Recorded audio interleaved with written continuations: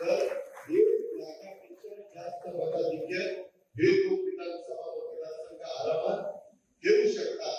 जसं बारामती लोकसभा मतदारसंघात ठरवलं तर एकटा खडकवासला विधानसभा मतदारसंघ 1,00,000पेक्षा जास्त मताधिक्य देऊ शकतो.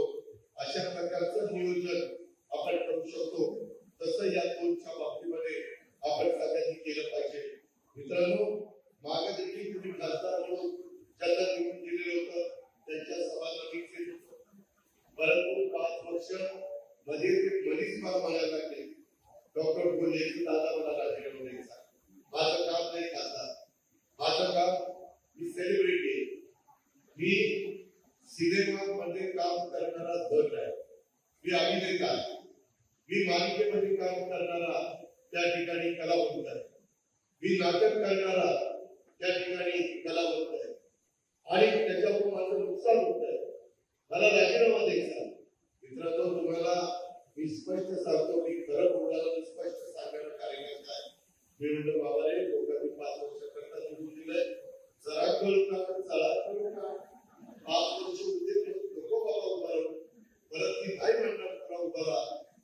परंतु काय आता त्याच्या झालंय, आता पुन्हा जोर बैठका सुरू झाल्यात आणि आखाड्यामध्ये आलेले.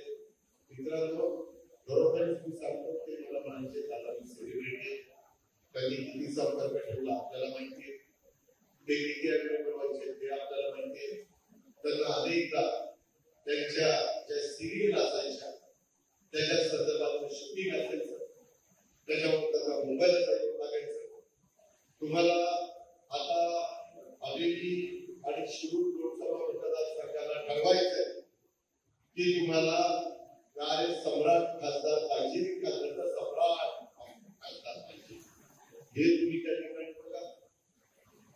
मित्रांनो, मागच्या काळामध्ये चौकशीमध्ये काम केलेलं आहे, परंतु त्यावेळेस आमची विचारधारा त्यांची विचारधारा वेगळी होती आणि त्याच्यामुळे आम्ही त्यांच्या विरोधामध्ये भूमिका घेतली. परंतु आपला पुणे नाशिक रेल्वेचा प्रश्न,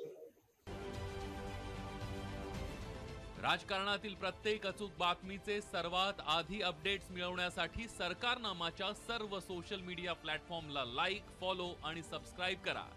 तसंच सर्व नोटिफिकेशनसाठी बेल आयकॉन प्रेस करायला विसरू नका.